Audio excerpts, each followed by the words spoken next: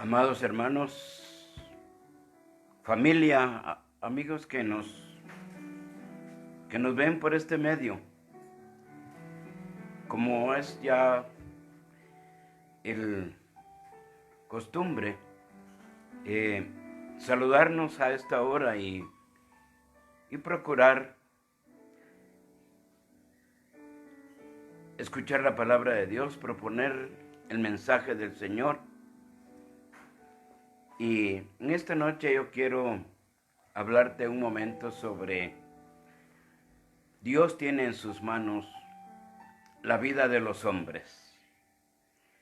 Te voy a leer unos versículos de la palabra en el Salmo 90.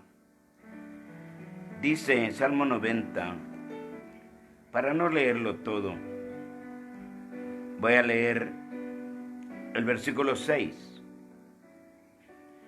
Dice, en la mañana florece y crece, a la tarde es cortada y se seca.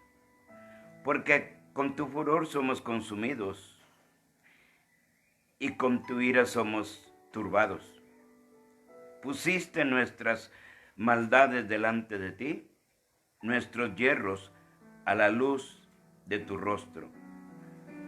Porque todos nuestros días declinan a causa de tu ira. Acabamos nuestros años como un pensamiento.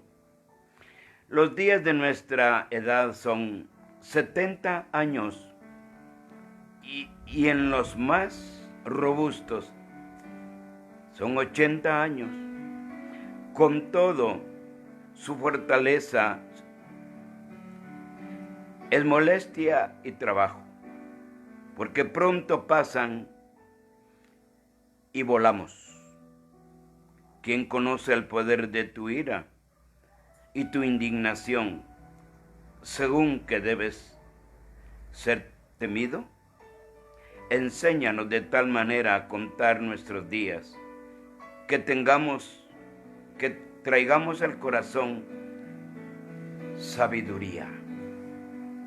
Gracias Dios por tu palabra y ayúdanos a proponerla de la mejor manera.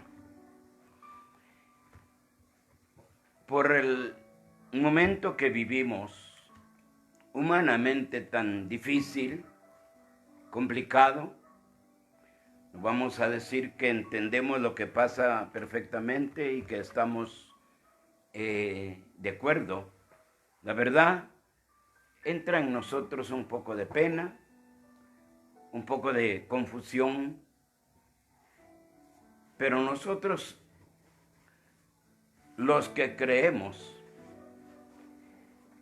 los que sabemos, dice la Biblia, que saldremos y saltaremos como becerro de la manada.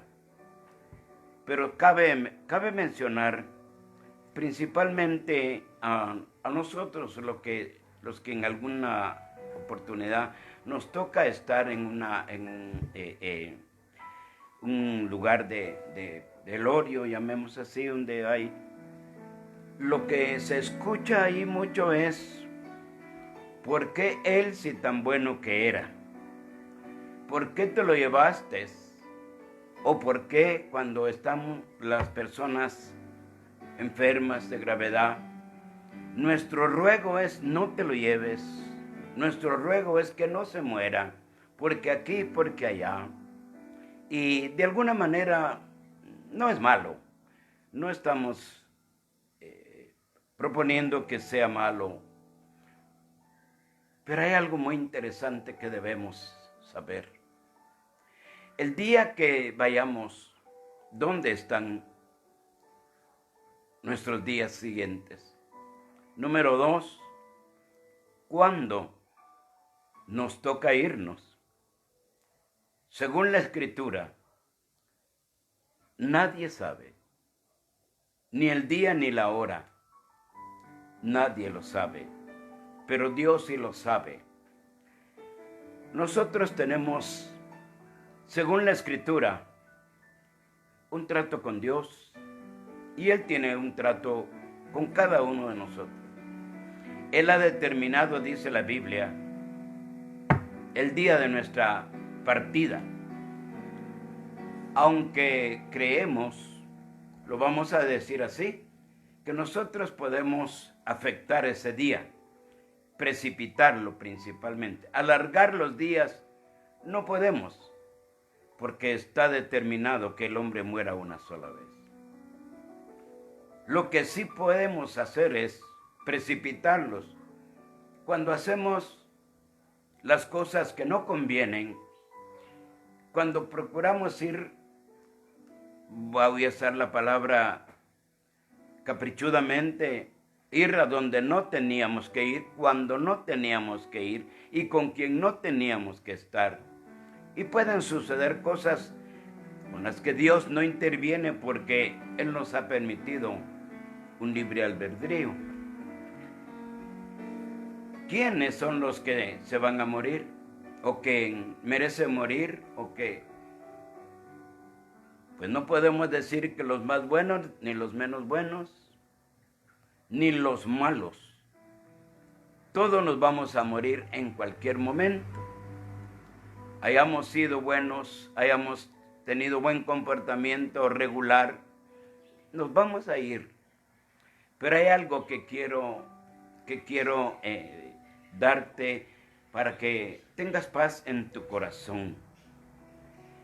Hay muchos que se han propuesto a predicar la palabra, pero en ella proponen que el que recibe a Jesús, el que entra a la gracia, va a vivir más, va a tener salud, va a tener mejoras económicas y todo es promesa, todo es para que la gente de alguna manera se convenza y vaya al Evangelio. Pero la vida cristiana no es para vivir más, ni para estar solamente sanos. La vida cristiana es para luchar por un lugar en la eternidad. La vida cristiana es para asegurarnos nuestro lugar allá en la eternidad. A ello vino Cristo. A eso vino Cristo hace 2000 años. No hacernos más ricos, ni menos pobres, ni más sanos, ni más bonitos. Vino a proponernos el viaje hacia la eternidad con Cristo Jesús.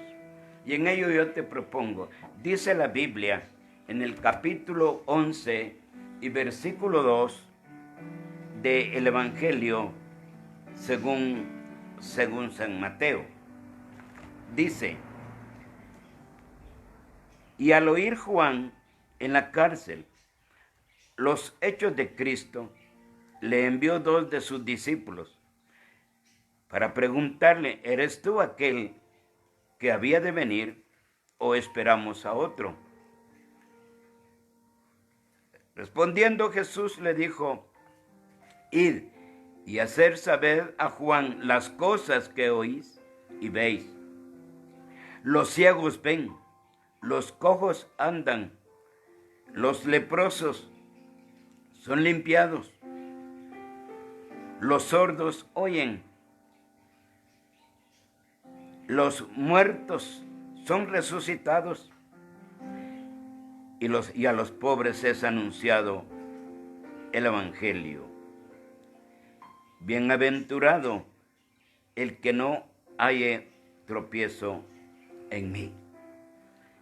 Hermano, amigo, que me escuchan, familia, yo he meditado con cuidado en este pasaje tan especial. La Biblia dice, el mismo Jesús dijo que no había habido otro profeta como Juan el Bautista. La Biblia nos enseña cómo fue el ministerio de Juan el Bautista. Fue un ministerio muy sacrificado. Dice que él vestía con piel de camello, que él tenía un cinto de cuero y que su vida era en el desierto. Sin embargo, tuvo la bendición, aparte de hablar la palabra fuerte, hablar la palabra como el Señor se lo dijo, tuvo la bendición de bautizar al Señor Jesús en el río Jordán. ¡Qué ministerio! ¡Qué poderoso ministerio! ¡Qué vida la de Juan el Bautista! A mí me llama la atención cómo era la vida de él. Dice que él comía langostas y miel silvestre. Pensemos en la vida de él en las tardes, arreglando su cena de langostas con miel. No, él no tenía una vida cómoda. Él no tenía una vida elegante. A él no lo recogían en limusina y lo llevaban a los mejores hoteles. Él no era amigo de los grandes. Él era sencillo y humilde. Claro, era su tiempo y era su ministerio. Pero ¿qué de esta experiencia? Dice la Biblia que Juan el Bautista le dijo al rey Herodes que no le era lícito tener a la mujer de su hermano. Y eso causó la ira, a manera que él fue a la cárcel. Mire el ministerio de Juan, poderoso ministerio de Juan, habiendo bautizado, habiendo visto con sus ojos la presencia del Espíritu Santo sobre Jesús, ahora se encontraba preso. Ahora estaba abandonado, ni fama ni gloria. Habiendo él, dice la Escritura, que cuando María fue a visitar a su prima Isabel, dice que el vientre de Isabel saltó porque los dos hombres, siendo fetos, siendo todavía, se conocieron, se vieron de alguna manera, se sintieron. Sin embargo, el destino de los dos estaba tan marcado por Dios, por causa del pecado, por causa de la maldad, por causa del desorden. Los dos venían marcados para un destino, si le podemos decir destino. Ahora Juan se encontraba triste, se encontraba tal vez desmoralizado, muy pensativo. ¿Qué pasaría? ¿Cómo están las cosas? Al extremo dice la Biblia que cuando sus discípulos, unos de sus discípulos le fueron a visitar, una de las cosas que él hizo fue mandarle a decir a Jesús, a preguntarle, dice, ¿eres tú el que debía de venir o esperamos a otro? ¿Qué había en el corazón de Juan? ¿Estaría él pensando, qué fue lo que hice? ¿Mereceré yo este castigo? ¿O estaría él dudando si lo que había predicado por años, por meses, no era real? Porque aún la respuesta de Jesús fue, díganle a Juan, avísenle que no se preocupe ya. Díganle lo que pasa. Díganle, los ciegos ven, los cojos andan, los leprosos son limpiados, los sordos oyen, los muertos son resucitados y a los pobres es anunciado el evangelio. No fue una respuesta, díganle a Juan que yo tengo amigos en el Sanedrín, yo tengo amigos con los sacerdotes y vamos a ver. No, Juan no recibió una respuesta humanamente deseada. Él sencillamente recibió aquella palabra, es necesario que yo mengüe, pero que él se levante, que él crezca. Y Juan, dice la Biblia enseguida, murió decapitado. Así que, hermana, hermano, no es el cuello, no es la estatura, no es la grandeza de un ministerio lo que nos va a tener vivos, mucho menos la bendición de estar en el Evangelio. No, la vida de los hombres no es aquí en la tierra. Aquí estamos un tiempo preparándonos para nuestro verdadero viaje. La vida de los hombres consiste en la relación que tengamos con nuestro Señor. Recuerden que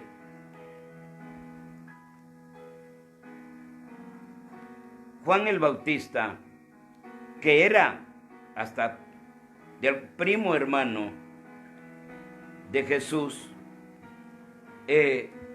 murió, y que con su ministerio, que si podríamos decir eso, le era baluarte para que él viva más tiempo, no. Se llegaron sus días, el Señor lo preparó para llevárselo. Así que mi hermano, se va a morir la viuda, la soltera, se va a morir el anciano y se va a morir el niño. Eso no es el problema.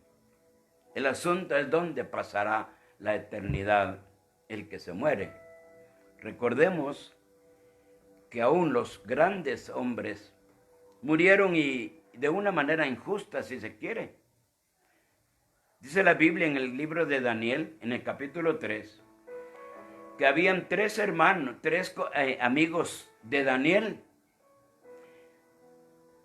que por no arrodillarse ante la estatua de Nabucodonosor fueron sentenciados a muerte. La Biblia no dice que por ser testigos fieles del Señor fueron librados. No. ¿Podía librarlos Dios? Claro que sí. ¿Podía pasar algo? Claro que sí. Pero era el día era el día en que tendrían que ser probados. Pero hay algo interesante. Dice la Biblia que ellos dijeron que no se iban a rodear ante la estatua, porque sabían en quién estaban confiando. Pero aún dijeron, y aún si Él no nos librara, no nos vamos a rodear ante la estatua. Y la Biblia dice que Dios, Cristo Jesús, entró al horno de fuego con ellos. Cuando los pusieron en el fuego, dice la Biblia que Nabucodonosor vio un hombre más como hijo de los dioses. Y la Biblia nos enseña que Dios los libró. También encontramos al mismo Jesús. Dice la Biblia,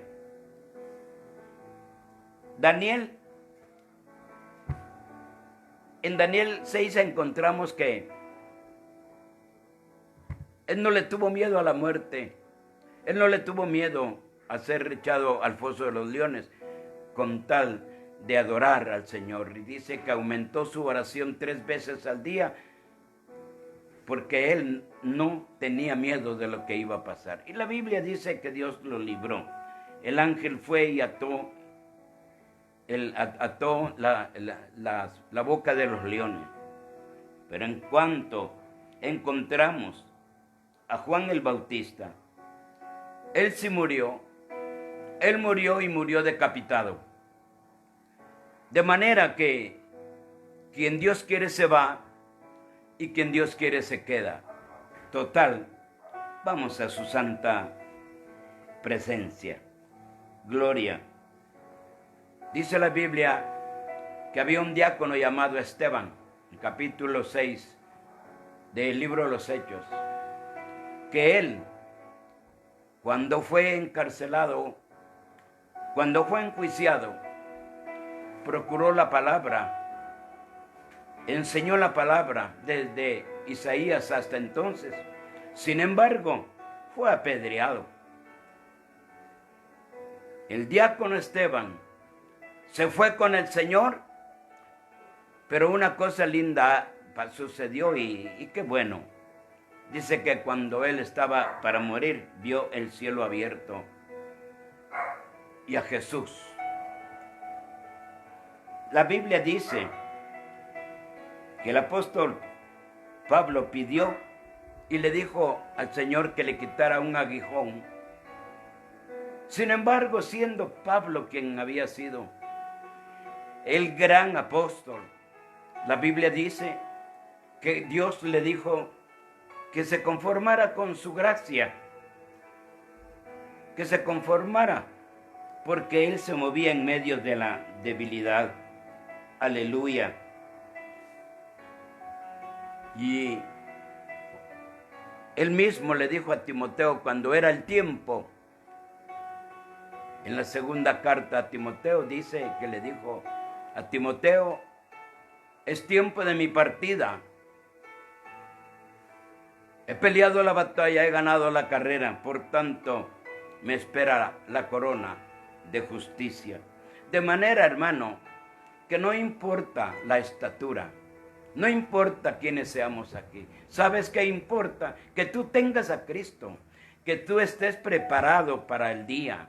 Puede que hoy mismo te vayas o vivas cuántos años más. Lo importante es cómo estás esta noche con el Señor. ¿Cómo estamos? ¿Estamos adorándolo? ¿Estamos sirviéndole? ¿Estamos predicando la palabra? ¿Estamos en nuestro oficio? Esto es lo más interesante. No quién se muera o quién no se muera. Cómo siga la situación en cuanto al clima, en cuanto a la... Eso es lo de menos. Eso es lo de menos porque nacimos para morirnos y Dios es el único que sabe. Te quiero decir algo muy interesante. Haz la obra de Dios. Me encontraba con una hermana de la iglesia y ¿sabes qué me dijo? Pastor, me dijo, no nos hemos visto, me dijo, por esto y esto. Pero ¿sabe qué he estado haciendo? Viajando a tal colonia y hablándole a mi familia y hablándole a las personas de Cristo. Eso he estado haciendo, pastor, me dijo. Aleluya, yo no sé qué estás haciendo tú. Estás aprovechando este tiempo que tenemos porque no estamos juntos en la iglesia. Estás leyendo la Biblia. Estás haciendo tu altar familiar. Le estás hablando de Cristo a aquellos que no lo conocen o los que se han retirado, que es lo más importante, independientemente de cómo sigan las cosas. Fíjate que la Biblia nos habla de una mujer que tenía 18 años de estar encorvada. Y ella no fue a pedir que la sanara. Ella estaba donde estaba Jesús. No fue a pedir. Sin embargo, Jesús quiso sanarla. O sea, no es a los que le pidan, no es a los que no le pidan. Es a quienes Él quiere y principalmente a los que están a cuentas con Él. Aleluya. Dice la Biblia, prepárate para el encuentro con tu Señor. Dios ya tiene un plan para ti. Dios ya tiene una historia. Dios te tiene un ministerio. Todos tenemos que comparecer ante el tribunal de Dios y dependiendo de lo que hayamos hecho aquí, es lo que vamos a encontrar allá. Te dejo una palabra. Todos decimos, recitamos el Salmo 92, 12, que dice, Jehová es mi pastor. Dice, los justos florecerán como la palmera, como el cedro en el Líbano, plantados en la casa de Jehová. Pero dice también, el que habita al abrigo del Altísimo morará bajo la sombra del Omnipotente. Y en la palabra de Dios dice un salmo, Salmo 23, Jehová es mi pastor y nada me faltará. Te quiero dejar esta palabra. Recitar el salmo no nos garantiza nada. Conocer el salmo de memoria no nos garantiza nada. ¿Sabes qué nos garantiza? Que podamos vivir como justos, que podamos estar delante de Dios como justos para florecer como la palmera. Que seamos, como dice el Salmo, que estemos habitando al abrigo del Altísimo para ser fructíferos, para estar a la sombra del Omnipotente. ¿Cómo está tu vida? Independientemente de lo que estemos pasando, cuánto tiempo falte, no nos preocupemos de eso. Tampoco procuremos presentar el Evangelio como un Dios que si aceptas no te vas a morir, si aceptas no te vas a enfermar, si eres cristiano las cosas van... No.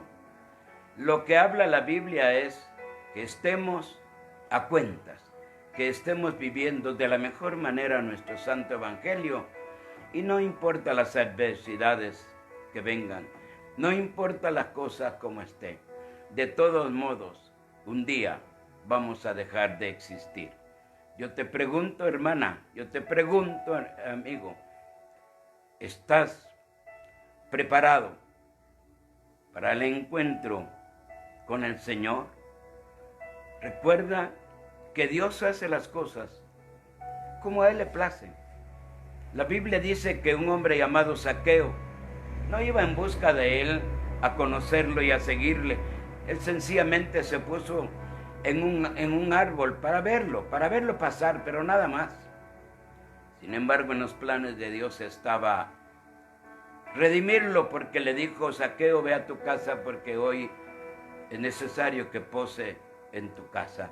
Así que el que menos, y cuando menos no lo pensamos, va a tener una experiencia con el Señor. Dejo esta palabra. Hace unos 30 años, yo visité un lugar a predicar y tengo la experiencia preciosa de haber visto la conversión de un joven que estaba en estado de ebriedad. Sin embargo, Dios tenía planes para él. De alguna manera me dio el privilegio y él se convirtió allá en una iglesia en Occidente. A los 6 meses, él ya estaba abriendo un campito en el garage de la casa de su suegra. Y hasta ahora, donde sé, él es un pastor. ¿Qué te quiero decir? Habla la palabra, hermano. Aprovecha el tiempo que tenemos ahora. No estamos en la iglesia, pero hagamos culto, bendigamos a Dios. Démosle gloria de la mejor manera. Aprovechemos el tiempo que se nos ha dado. Aprovechémoslo. Búscale mientras pueda ser hallado. Llamadle en tanto que Él está cercano. Deje el impío su camino y el hombre inicuo su pecado, y vuélvase a Jehová, el cual será amplio en perdonar. Voy a dedicar unas palabras al Señor para que te dé el mejor ánimo y que nos unamos, aunque no estemos reunidos como iglesia, pero reunámonos en el Espíritu, en el buen ánimo. Padre, he propuesto tu palabra. He tratado de decirle al hermano, al amigo, que tú estás presente y que estás pendiente de cada uno de nosotros. Que todo lo que tenemos que hacer es buscarte, es esperar, es poner nuestra confianza en ti. Eso es todo lo que tenemos que hacer. Padre, te pido por los que no están caminando en tus caminos. Te pido mucho, mucho para aquellos que un día te sirvieron, un día estuvieron glorificándote y ahora ya no están. Padre, te encargo a toda mi familia, a todos mis amigos, que alcancen la salvación, no importando las circunstancias, no importando lo que venga. Señor, gracias por darnos la oportunidad de hablar. Gracias por darnos el tiempo. Gracias por darnos el privilegio de ser tus siervos y de proponer tu palabra en el tiempo y aún fuera de tiempo. Gracias, Padre. Gracias, Hijo. Gracias, Espíritu Santo. Amén y amén.